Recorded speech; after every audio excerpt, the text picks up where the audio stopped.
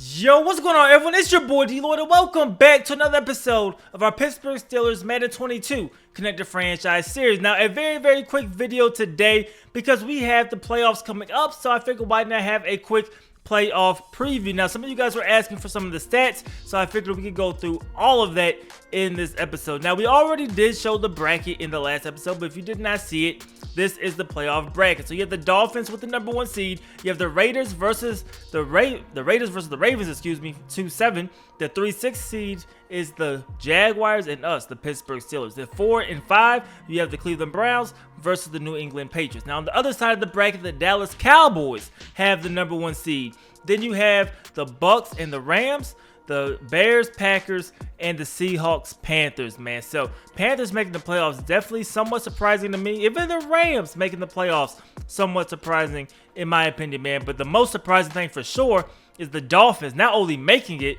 but the Dolphins having the #1 seed. And really the Raiders not really so much making it, because they could make it if they fix that defense. But having the #2 seed for the Raiders, definitely surprising. And of course, no Titans, man. That's definitely surprising as well. So we're going to go through and we are going to show some of the league leaders.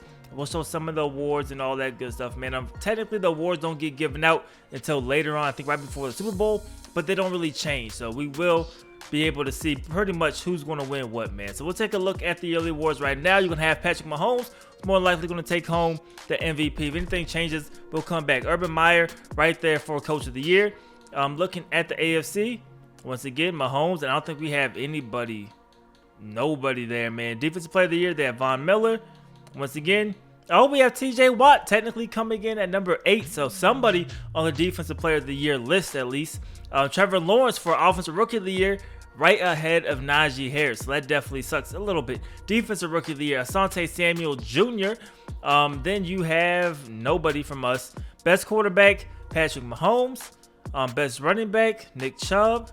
And we just don't have nobody, at least in the top. Wait, did we have somebody in the top 7? We did. Najee Harris is #7 for us, man.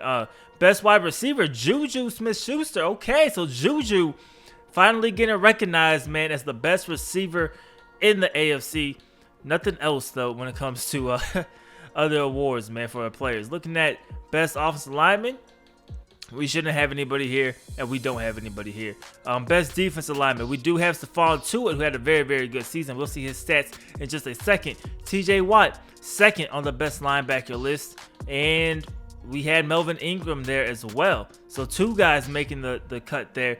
Best DB, now this was surprise. Richard Sherman, you guys let me know. Did Richard Sherman play like the #2 DB in the conference? Maybe he did. Maybe he did. He definitely had a solid season, but he also got burnt quite a few times. Now, we do have the best kicker, apparently, in the AFC. My guy, Chris Boswell, man. So that is cool to see. We'll quickly look at the NFC. You have Aaron Rodgers for Offensive Player. Aaron Donald for Defensive Player. Justin Fields, Offensive Rookie. Defensive Rookie of the Year, Zayvon Collins. Dak Prescott. Saquon Barkley. Mike Evans for Best Wide Receiver. Zach Martin, Best Offensive Line. Aaron Donald again, Best Defensive Line. Shaq Barrett, Best Linebacker. Buda Baker, my guy, my favorite player in real life, though. He gets Best DB. Then Best Kicker, Greg Zuerlein, man. So those are the awards right now. But let's take a look at our standings and see what we did, man. So Ben Roethlisberger, 30 touchdowns, 22 interceptions. But when we take a look at this, man, I'm actually not too mad at this, because the end of the season, just look at the end of the season. When it comes to interceptions, you have 0, 0, 1, 0, 0, 0. Now, week 13 on, he was outstanding, bro. Just absolutely outstanding. But 3 interceptions there. 1, 2, 2, 4, 3, 3, 2. So like the beginning of the season was super rough. End of the season for Ben Roethlisberger, I think we started to figure things out there, man. But that results in 30 touchdowns and still 22 interceptions on the year. So not good, but we did bring him back for next season. So as long as he doesn't retire, Ben Roethlisberger will be the starter. Remember, that is the challenge that we put back on the very first episode. As long as Big Ben is willing to play and does not retire, we're going to try to make him our starting quarterback. Now, our running back, Najee Harris, goes over 1,000 yards, and that is after he missed 7 games from injury. Benny Snell had 383 yards, but For a rookie to average 5.8 yards a carry, still give you 12 touchdowns, that is incredible, man. So, crazy season for Najee Harris in his rookie year. Now, Juju finished with 70 catches, 1,200 yards, 11 touchdowns. Eric Ebron just barely missed out on 1,000 yards receiving at 988. Chase Claypool did have 54 catches, 866, and 8 touchdowns. So, our main guys, they did their thing, man. No complaints there at all. Looking at sacks, who's giving up the most sacks? 4 for Okorafor. So not only does he get hurt, he gives up sacks, bro.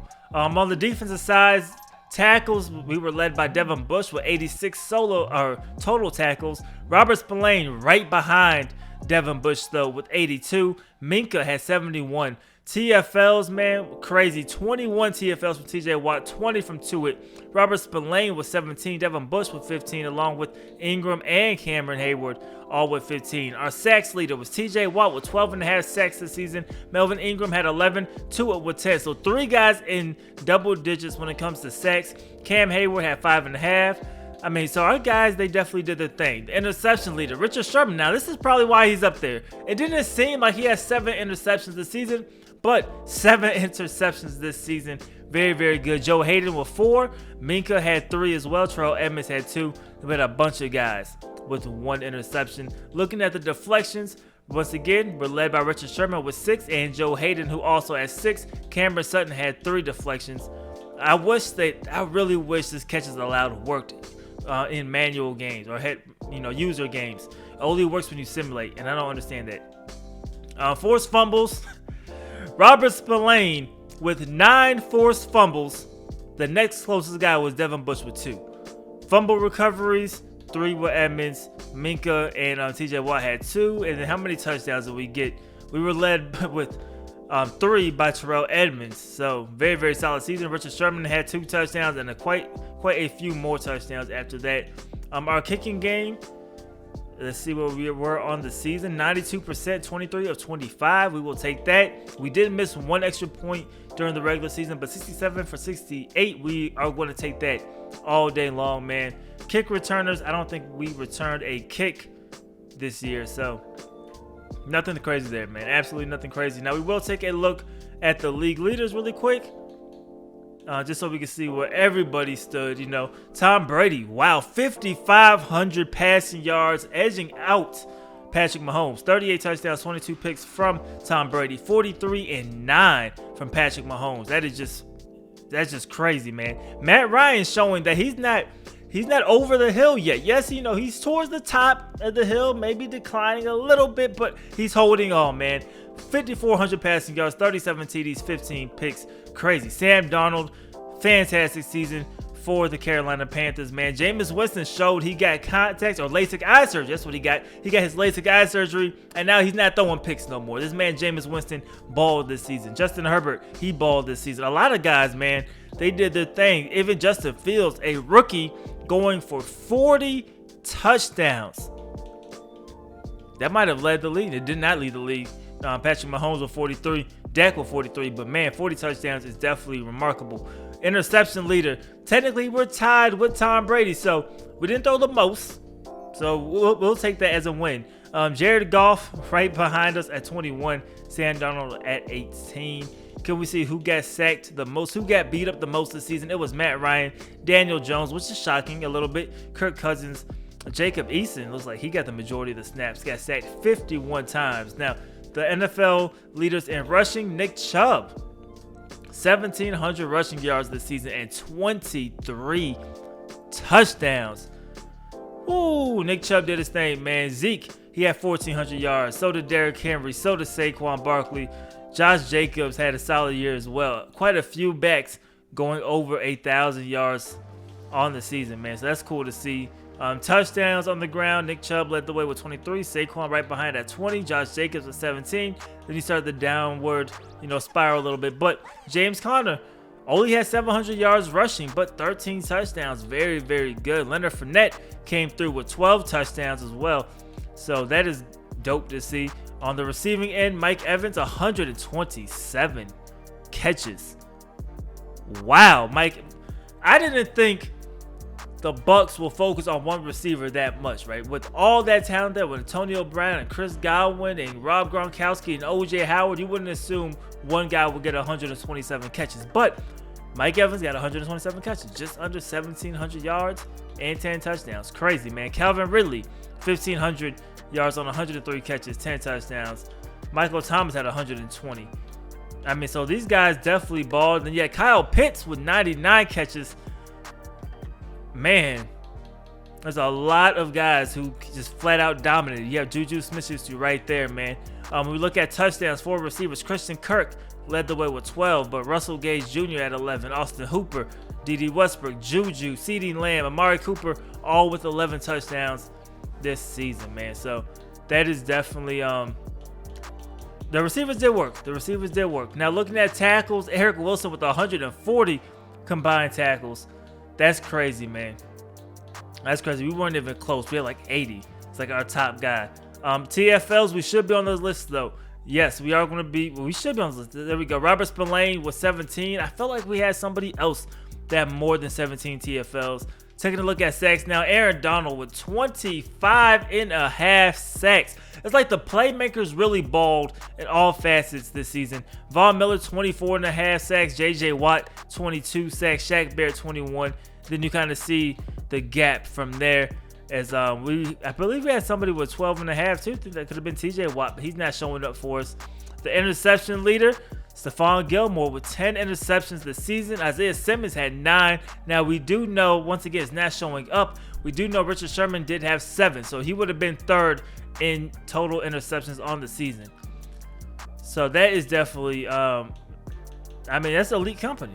Putting you in there with Stephon Gilmore and even Isaiah Simmons. Elite company, man. Now let's go ahead and take a look at touchdown. Oh no, forced fumbles. Who had the most forced fumbles? 9 from Robert Spillane, over doubling the next closest guy.